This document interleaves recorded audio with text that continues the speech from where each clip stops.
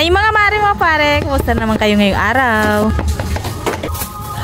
Gising na pagkagising sa umaga, yung una nating ginagawa ay ang magpasalamat dahil sa araw-araw na ginawa ng Diyos sa ating buhay ay napaka-grateful at blessed natin na tayo nga ay binigyan ng kalakasan para magawa natin lahat dapat gawin ngayong araw. At ngayong araw nga ay gagawa tayo ng ating pa-order na flower sapin-sapin at black kuchinta with budbod and yema dip. Mix na pagka-mix nga natin ng mixture para sa ating black kuchinta ay sinunod natin yung mixture para sa ating sapin-sapin para sabay-sabay na nga yung pagsalang sa steamer. Kasi mga mare, mas makakatipid tayo sa gas at hindi nga masyado maaksaya. Kala ko nga dati mga mare nung gumawa tayo noon ng kuchinta at ang kulay nga noon dati ng ginawa ko ay kulay orange. Tapos ang nangyari ay yung sa gitna niya mga mare ay para siyang may butas sa gitna, hindi sa gilid, sa gitna mismo. Ang mga mare na share ko lang nga, lahat naman talaga ng bagay ay napag-aaralan basta't willing kang matuto. Ang mga personahe, balik na nga tayo dito sa ating ginagawang flower sapin-sapin. Nilagay na nga natin yung mixture na black dyan sa may buto part. Yan naman nga na color yellow na mixture na sapin-sapin. Sinabay na nga natin yan para sabayan na yung pag-i-steam para naman maging buhay yung ating color violet dahil ito nga ay request ni madam. So favorite color ni ma'am yung violet kasi ito nga yung kanyang request sa atin. Naman tayo maglagay ng mixture dito, pinahiran muna natin yan ng konting-konting lang mantika. Tapos hindi masyadong makakapal nga yung paglalagay kasi kapag medyo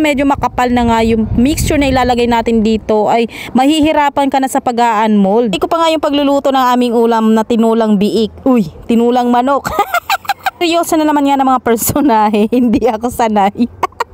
Ang order sa atin ni ma'am ay 3 for 1K sulit bilao bundle na inclusion ay spicy white bihon, malabon at merong pansit canton gisado. Tapos nag-additional si madam ng flower sapin-sapin. Talaga mahilig ako kumain lang ng kumain. Sa pagluluto ekis ako dyan. Pero na-realize ko na parang ang hirap pala na kumain lang ng kumain. Dapat marunong din sa pagluluto. Lalo na nga pagdating sa kakanin. Dahil dati nga nagtataka ako, sabi ko bawat handaan meron talagang kakanin. Kaya sabi ko bakit hindi dala ako yung gumawa. Ayan na nga sa kakadadana naman natin natapos na yung pansit canton gisado at yung black kuchinta with budbod and yema dip. Kuchinta pala natin mga mare ay 50 pieces na nakalagay sa 12 inches na bilao. May pangalawang order na sa atin ni madam at salamat nga kay Ma'am Lauris dahil patuloy nga siya nag-order sa atin itong spicy white bihon. Muntik na naman tayong makalimot. Luto basta't gustong gusto mo yung ginagawa mo kahit mahirap mga mare ay talagang bet na bet, pahit na pahit. Sana naman nga yung presyo ng mga bilihin pero hindi natin to tinitipid sa serving ng ating mga food bundles at kakanin bundles. Sure talaga na satisfied kayo at mapapaulit kayo sa inyong mga orders. Nga sa ating nag-rush order, kaya yung sinadjust nga natin ay yung puto cheese, black kuchinta at